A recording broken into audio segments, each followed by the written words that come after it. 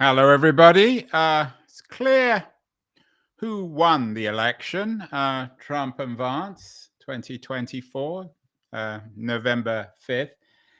Less clear for some who lost, although it's increasingly becoming clear that perhaps the biggest loser was liberalism itself. We've done some shows recently, one with my old friend Jonathan Rausch from the Brookings Institute, who believes that the election was a moral catastrophe because it represents, if not the crisis, perhaps even the death of liberalism. And we also did a show with David Maschiottra recently, talking about this death of liberalism as a reflection of the victory of Donald Trump on November the 5th.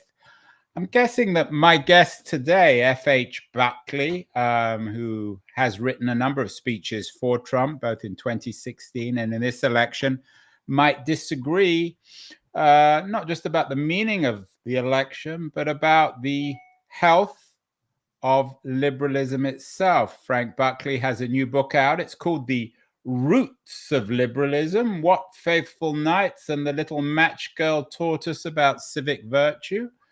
F.H. Buckley is joining us from his home in Alexandria, Virginia. Frank, congratulations on the new book. I'm guessing that you don't believe that liberalism in America is dead. Is that fair? Well, absolutely right.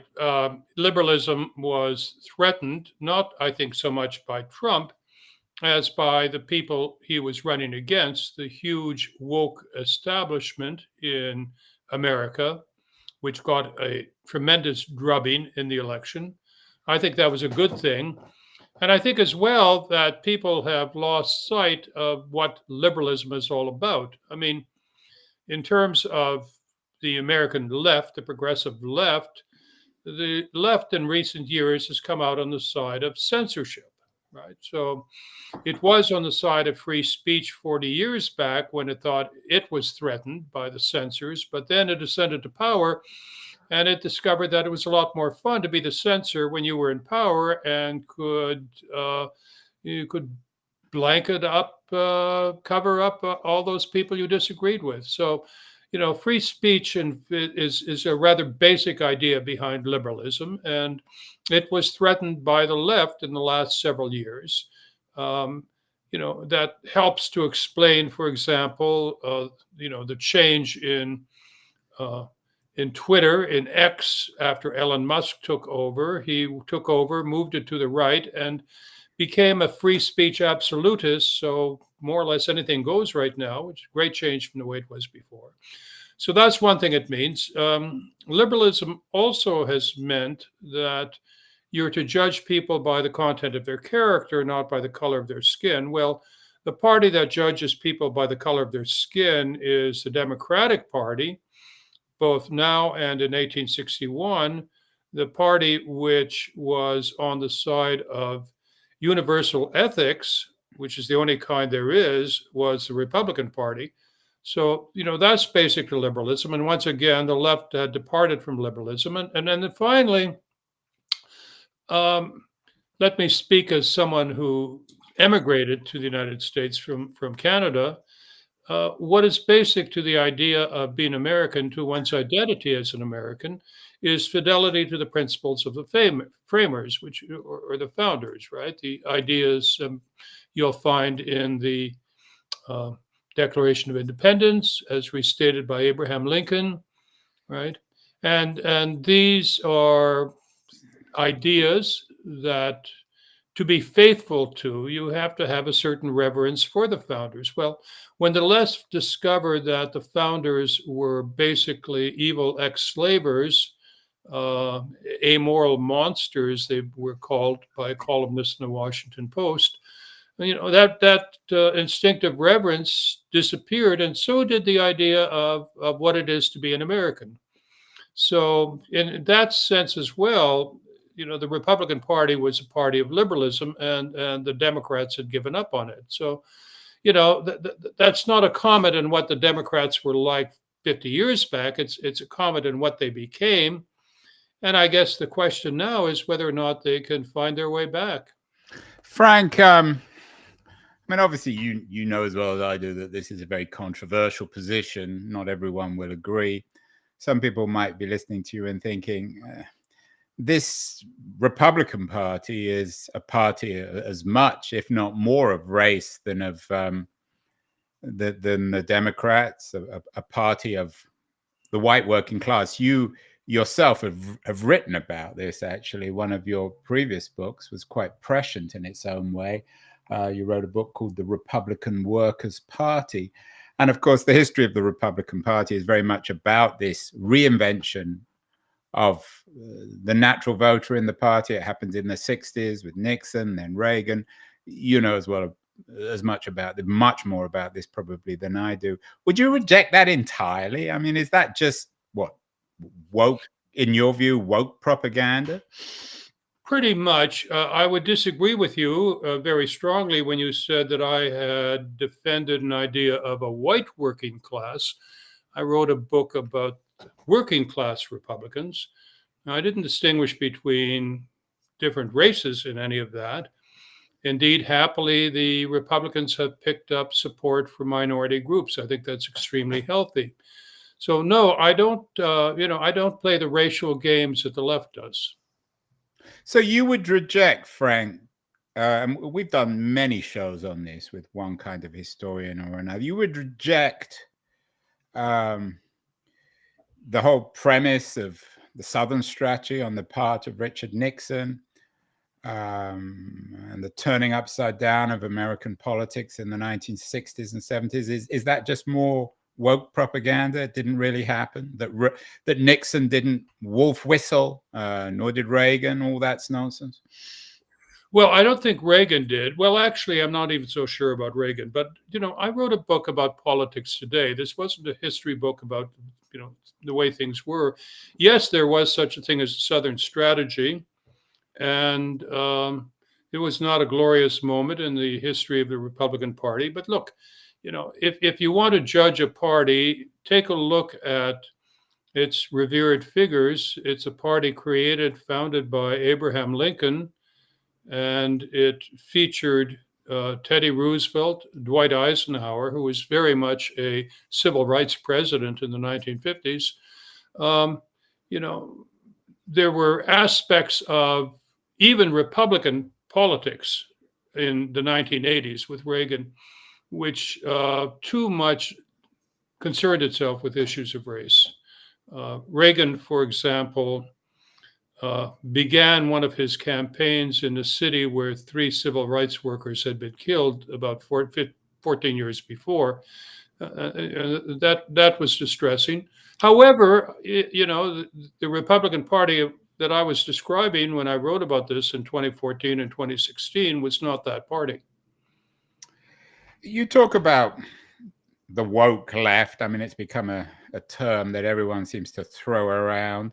You wrote an interesting the book, The Republican Workers' Party, in which you describe what you call the new class, I guess, of the woke class. They talk like Jacobins but behave like Bourbons. How, in your view, extensive? I mean, you can always find examples of these kinds of people. Is this an entire class? Is it a university class, an educated class? You were at Harvard Law School. Do they inhabit now all the dominant law schools? Are you suggesting that America is controlled by this woke elite?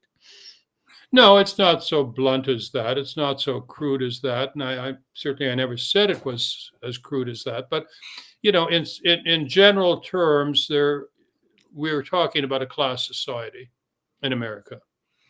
Class, not race, was what I was interested in. And what happened in American politics in the last 20, 30 years is a technocratic Democratic Party forgot its roots, its FDR roots as a party of ordinary working class people, and it saw itself aligned to, an educated class. I mean, the educated voters of America are Democratic. The people who have not gone to college tend to be Republican. And I think what has happened is both sides have figured out which side their bread is buttered upon. I mean, the lower class people have been more or less ignored by the Democratic Party. That's not true across the board, but it's true in general with respect to the declining mortality rates of American workers. The absence of jobs. Not all Acts Democrats. of despair. Why does this new class, Frank? Why do they talk like Jacobins? I mean, they behave like Bourbons because anyone with power and money probably will inevitably behave like Bourbons. But what is it about the language of the Jacobins that makes itself attractive to this new, in your view at least, dominant class in America? Well, we're talking about cultural signifiers. We're talking about an educated class, and you may know them by their mating calls, right? The world is flat. Call me by my pronouns. All of that sort of stuff. What do you mean the world is flat? Oh, yeah, that was Tom Friedman stuff of a dozen years ago. The idea that the really exciting things that are happening in the world are happening in places like China, and we need to open up our trade borders with countries like that. What that did was it eliminated a lot of American jobs, and one paid no attention to that because one thought that one was on the side of history if one paid attention to the people who coded and not the people who worked in coal mines. It was a remarkable transformation. If you know anything about American history, there was a classic 1930s coal strike, a coal miners' strike in Harlan County. It was called the Harlan County War. It really was quite famous, right? And Hillary then in 2016 boasted that she was going to put the coal miners out of work. Well, Harlan County voted 93%, I think, for Donald Trump in 2016, and likely the same this time. So, there was a realignment in which ordinary working class people figured out that the Republicans were on their side and the Democrats weren't. Are you suggesting that you bring up Tom Friedman and the world is flat? And I'm not going to defend Friedman. I'm not his biggest fan, but I'm not sure he certainly wouldn't agree with your portrayal of him. But are you suggesting that being a globalist is being an anti-liberal? Well, liberalism doesn't, I think, require free trade. Now, I'm not entirely on board with the Trump people on the subject of tariff barriers. I think that in many cases they're a cover-up for interest group politics. I could certainly set examples of that during the Trump administration. But no, I wrote this book, you see, which is what we were going to talk about, called The Roots of Liberalism. And what I wanted to say was that it really is a product of not philosophers, right? This no great historical problem has ever been solved by a brilliant idea, not liberalism, not anything else. But if you look for where liberalism came from, I think what you're doing is you're looking at basic norms, ideas, stories in our Western culture. Yeah, and I know that you write about Hans Christian Andersen, and we'll come to him, and Charles Dickens, right, and their association with liberalism. But is there a founding philosopher for you of liberalism? Obviously, the founding fathers, the Jeffersons, the Madisons, the Hamiltons. Is there someone for whom, for you, that liberalism has a father or perhaps a mother? No, in fact, my book was a story about liberalism before Locke, if Locke was supposed to be the great ancestor figure. I think that the founders are people to whom one feels a special reverence because they are constitutive of one's identity as an American. So you don't depart from that without becoming un-American. So you're rooted in that. But I wanted to go back and talk about earlier sources of liberalism. You mentioned Hans Christian Andersen. I also talked about knights in shining armor.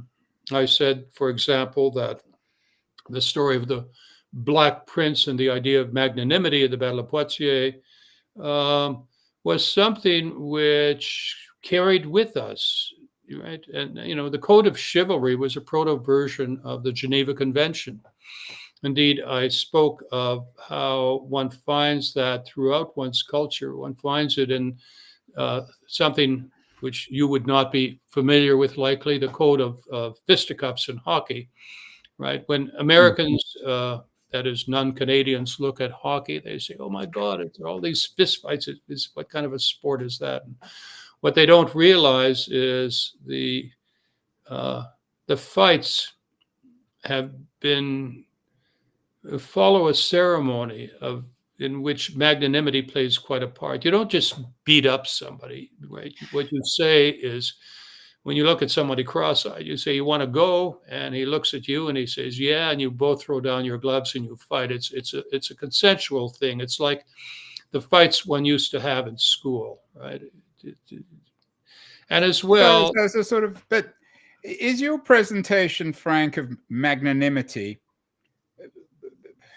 an ethic of the aristocracy? Because, of course, these principles of magnanimity and generosity and bravery, you could have found those, for example, and they were fetishized in the South before the Civil War. Aren't you really fantasizing about an ethic of feudalism rather than democracy? I don't think so. I'm talking about norms that are basic in Western culture. You seem to want to pull in Southern races often. Well, I mean, but I'd like to talk about how we in our culture have these norms. For example, in Western movies, the good guy never draws first. Even Clint Eastwood, in the Man with No Name movies, never drew first. The other guy always did it, and then Eastwood killed him, right?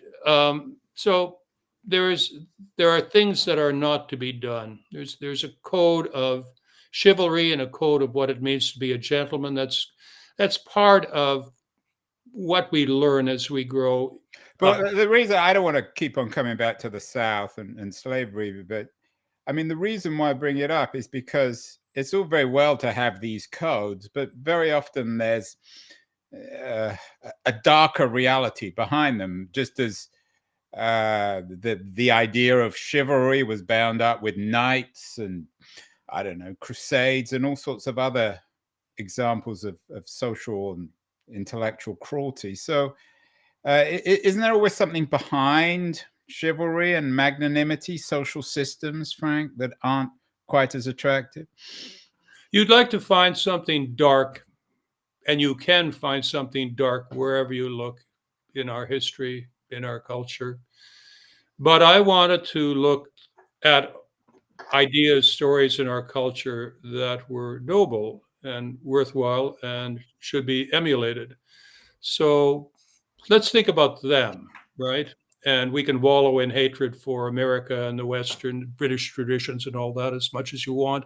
I want to talk about something a little more pleasant. And it's all over in our culture. There are other things. For example, there was an idea of large and liberal principles, right?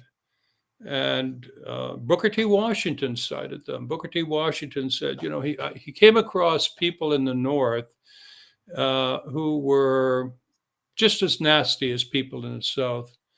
But he said there was another kind of person who was willing to treat him as an equal. And these were people, he said, who had large and liberal principles. Well, that's, something I want to talk about in terms of what liberalism is all about. There have been various definitions about these sorts of things. They're not meant to be legal codes. They're not meant to be philosophical definitions of what's going on. Think of Cardinal Newman, for example, wrote about what it's like to be a gentleman, right, in his book, The Idea of a University. And that's part of it as well, right? The idea that the gentleman doesn't go out of his way to hurt other people. And It's interesting you bring up Booker T. Of course, he was one side of an argument with Du Bois about democracy and perhaps nobility, magnanimity. Um, in your argument in Roots of Liberalism, is there an inevitable association between liberalism and democracy? Are these two different things? Because when you talk about nobility and that sort of thing, it might suggest inequality rather than equality. Well, I think it helps to be an American or a Brit and to identify the idea of equality as rather basic to one's creed. Equality was not something that one heard much of in recent years from the left, where it was all about race, right? So people weren't meant to be treated as equals. There were rather people who were favored and people who were disfavored. And all of that seems to be rather nasty. Are you thinking of people in particular? You talk about the left. Are there particular theorists who you're thinking of here? Well, no, I mean the entire Biden administration was one which wanted to provide for special programs for African Americans. Obama, for example, liked the idea of reparations, and I don't want to get into a debate about reparations, but I think what one should do in America is try to concentrate on programs in which everybody counts as one and nobody counts as more than one. Where one's idea of ethics is rules to count as moral rules should be universalizable. And things less than that don't even count as a moral theory. So, for example, the idea current on the left, one could say Black Lives Matter, but one couldn't say all lives matter. Well, I'm not sure to what extent they really wanted to exclude universalizability as a criterion, but it did sound rather like that, and that was a great mistake. I mean, we're running up against core ideas in the Western tradition, rooted in Christianity, rooted in Kant, rooted in Bentham and people like that. And if you're on the wrong side of that, you're morally diminished.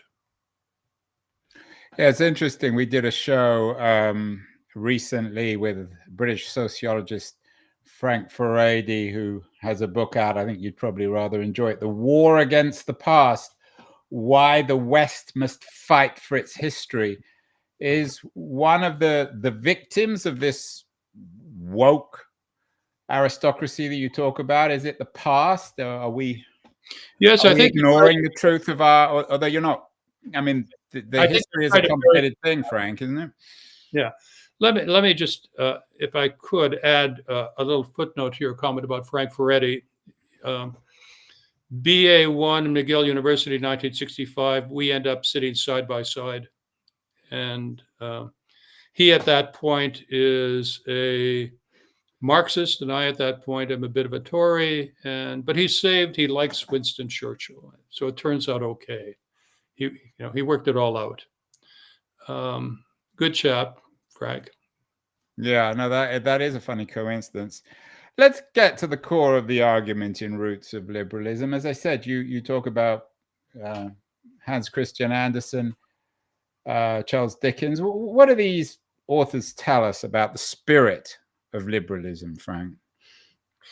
Well, Dickens and Hans Christian Andersen wrote at a time when the culture had invented kindness as the crucial virtue.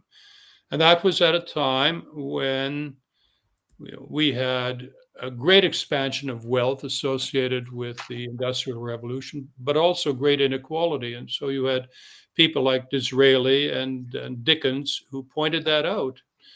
And we became aware of it. And It was at the fount of our idea of social justice, right?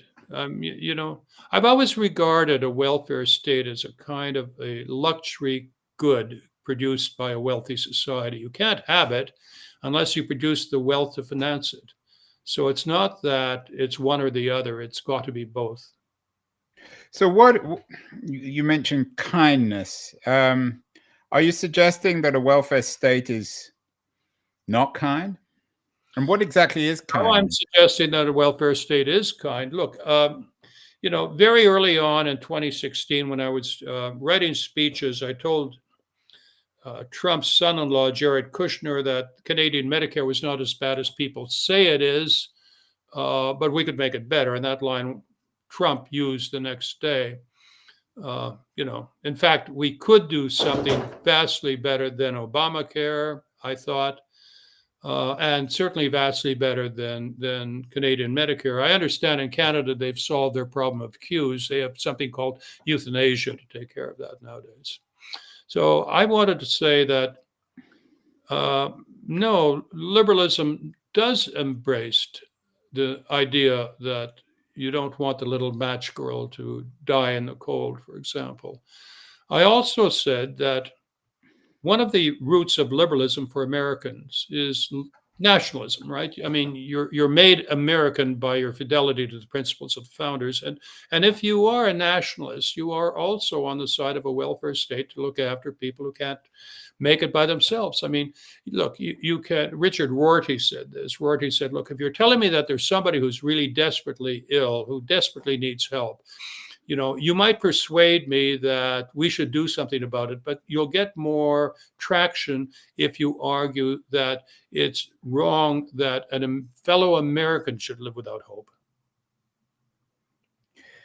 Frank, you note that you've written speeches. You wrote a number of speeches with your wife, in fact, for Trump in 2016. Is Trump a liberal in your view? Or was he? And is he still one? Well, he is not an intellectual. I'll grant you that. No, well, that's not news, Frank. Okay. I thought I was helping you. I don't think he's had to think about things, but his instincts were liberal.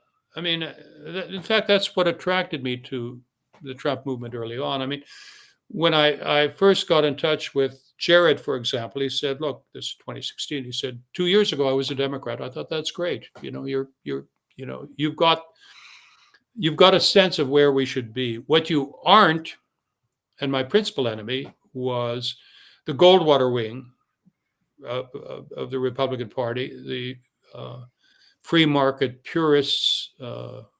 Mitt Romney being one other example of that. I thought the party had to burn all those people off and embrace a very different kind of economic policy. And what Trump provided was what I call the sweet spot in American politics, which is a measure of social conservatism and economic liberalism. And in fact, as far as social liberalism is concerned, I mean, he was not anti-gay in any sense. I recall being at one of the parties at Inauguration Day, and somebody got up and said, "Our gays are better than their gays." And I thought, that's great. Yeah, and of course, he was taught his politics by a very distinguished American gay, Roy Cohn. Have you seen the film The Apprentice? There's a lot of gay sex in that, Frank. Was that Trump watches? I don't know if he doesn't participate. It seems slightly shocked. I wonder, the reason I ask you about Trump being a liberal is because you make this issue of kindness so central to your definition and treatment of liberalism. One can say a lot of things about Trump, whether you like him or not, but I'm sure even his biggest admirers, probably even his wife and kids, wouldn't describe him as kind. Or am I being unfair? I think he is kind to Americans. I think he has a sense of empathy to fellow Americans, which does not extend to foreigners. And because on the left, one doesn't distinguish between Americans and foreigners, that's taken as unkindness. It doesn't seem very generous. I mean, some of his speeches about immigrants are not particularly kind, are they? I mean, that word doesn't come to mind. It's not the first word I would associate with him. Well, he employed an immigrant to help write speeches for him. So he's not down on immigrants. He's down on illegal immigrants. He thinks there Yeah, sorry, go on. he thinks there should be a screening mechanism to admit people who are going to make life better for Native Americans and exclude other people. That makes perfect sense to me. I mean, that's really what nationalism is all about, isn't it? Well, I'm not so sure. I mean, you spanked me, Frank, already for bringing up slavery, so I won't do that one again. But I'll bring up fascism. You talk about Trump being kind to Americans, which may be true, certainly his version of Americans. But couldn't one say the same about, I don't know, Mussolini, for example, that he was kind to Italians? Are you listening to yourself? I mean, I'm trying. Is that an absurd thing to say? I'm not comparing Trump to. Yeah, if the idea is, look, let's talk about fascism and the extent to which you share in the principles of fascism. Give me a break. No, but this idea of being kind to Americans, are you suggesting that it's okay? I mean, you're a kind person, you're a liberal if you're kind to Americans, even if you're loathsome to everybody else? Well, loathsome is your term. I don't think that accurately describes how Trump feels about Brits or French people or Canadians even. Or even Norwegians? Or even Norwegians, right? So, no, I don't think that a preference for fellow citizens is per se evil, which is, I think, what you're more or less suggesting. No, I'm talking about kindness, Right.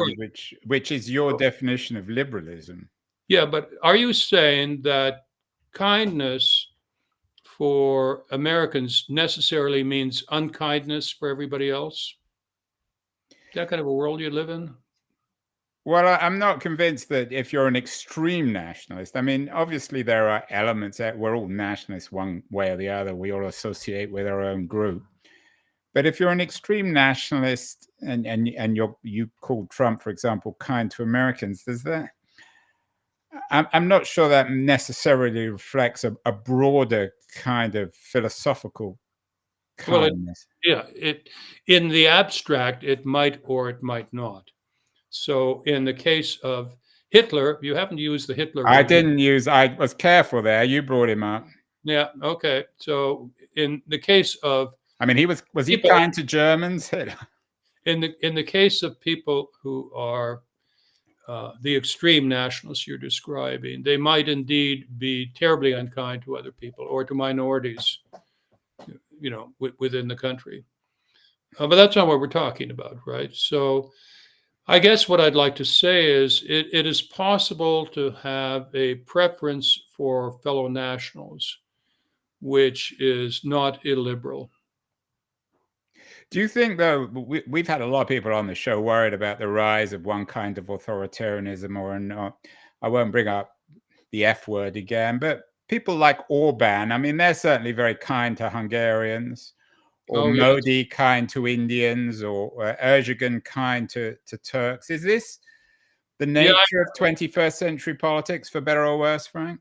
There's a movement called national conservatism, which I am at some pains to distinguish myself from in the book. I mean, the national conservatives are people who like Orban. And I think that's a terrible mistake. I think that, the thing about being American is if you are faithful to the principles of the founders, that necessarily excludes the Orbans of the world, right?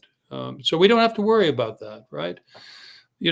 Moreover, those people, the national conservatives, were basically right-wingers who wanted to find a politically correct way of saying they were signing on to the Trump's nationalism agenda. But I fault them for being right-wingers and indeed not talking sufficiently about the need for a good welfare state. right? That is to say, if you really are a nationalist, then you have to feel a special fraternity, a special loyalty to fellow Americans, which would embrace a welfare state, a safety net for people who, through no fault of their own, need help. So nothing wrong with that. That's absolutely admirable, and that's one of the positive signs, one of the byproducts of nationalism in the view of Richard Rorty. Yeah, it's and I'm not surprised you're not keen on Orban. He Yeah. prides himself on his illiberalism. You've talked about the welfare state several times. Trump has already announced that he wants to make the state more efficient. He doesn't use the term welfare state. But do you think what he's asking people like Elon Musk to do is build a more efficient welfare state in the 21st century? And in that sense, then he's rather kind, and that his regime may reflect a Well, modern kind of liberalism? I don't think one wants to make an argument for waste, period. So if there are things we do which are wasteful, and indeed much of the regulations we're describing are a safety net for the elite class and not for ordinary Americans. I think the kinds of things that and Elon Musk will want to get rid of are those kinds of regulations which employ the elites in a regulatory state, but don't do a damn thing for anybody else. And more power to him if he can get rid of all of that. Were you surprised with Trump's victory? I mean, you said you've written some speeches about him in 2022. You wrote in a Wall Street Journal op-ed that Trump can't win another presidential election. You've also written about the Republican Party needing to embrace Trumpism rather than Trump. So getting beyond Trump, is Trumpism the new liberalism, Frank, in your view? No, but it carries within it the seeds of liberalism. We've talked about a lot of things and spent a lot of time on the welfare state. I mean, it may be the case that I brought with me when I came from Canada a certain red Tory element to all of this. My heroes were people like Disraeli, for example. I thought that what was remarkable about Trump was he had a similar vision about what would be good for Americans generally. As for my ability to predict Trump's staying power, I admit I blew that completely. What about the role of monarchy here? Can one be a liberal monarchist? It would seem that the current King of England might conform to your idea of nobility, kindness, magnanimity. You note that you grew up in Canada. You're a red Tory. Should America just have a monarchy? Might it make it a kinder, better place? Well, I wrote a book about parliamentary versus presidential government. I wrote several books on the subject of Canada versus the US, always to the advantage of Canada. And with respect to parliamentary government, I'm a great fan of Badgett, and was vastly amused at how the TV series The Queen was really an advanced seminar on Walter Badgett. Look, the presidential system fairly beckons a Charles de Gaulle to the Élysée Palace, right? In almost every country to which America exported its constitution, it ended up with the one-man rule of a president for life. And it didn't happen here. And that it didn't happen could be attributed to a kind of American exceptionalism. We had a kind of political virtue under which we retained our liberalism in spite of our Constitution. It's not our Constitution that made America free. America is free in spite of its Constitution. But there was something else going on, a kind of political virtue, the kind of bargaining that's necessary to make things work in this country. It comes with a certain amount of corruption, right? But in general, until recently, one had as much chance of getting legislation passed in periods of divided government as in cases where all three branches were held by the same party. So that's the past. The problem right now is we've diverged so much. It would be nice to think that the Democrats would see some sense in junking some of their extreme beliefs, and as well a Trumpified Republican Party, which is not a Goldwater party, which is willing to bargain over things like a welfare state. That as well might be a way in which we can make things work in America in spite of our Constitution. Don't the Democrats, though, Frank, do aristocracy best? FDR, of course, was a remarkably successful aristocrat on every level, perhaps the greatest American president, certainly of the 20th century. Had Bobby Kennedy not been assassinated in 1968, he might have made another great aristocratic, democratic, if not king, president. Have you written off, perhaps unwisely, the Democratic Party for reviving that kind of aristocratic liberalism that you admire? Well, FDR's aristocratic liberalism, as you call it, was a popular liberalism which really did aim to make ordinary Americans better off, and indeed he did so wonderfully. I mean, the guy who's written that up well is my friend Conrad Black, who noted that in the first 4 years of FDR's administration, 1933-37, America had a 10% annual growth each year. Nothing like that has ever happened before. I mean, except maybe in China, right? Absolutely remarkable. No, what happened to the Democratic Party 50, 60, 80 years later was it didn't care about that. It didn't care. It didn't care about spreading the wealth. It cared about GDP. It didn't care about the pockets of inequality and immobility within the country.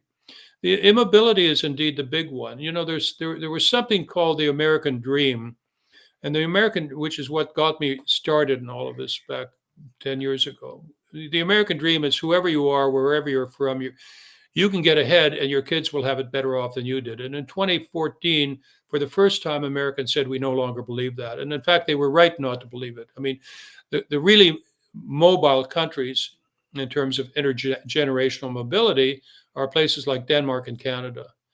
And so, we've made a number of mistakes involving things like higher education, which they didn't in other countries, with the result that they're mobile and we're not.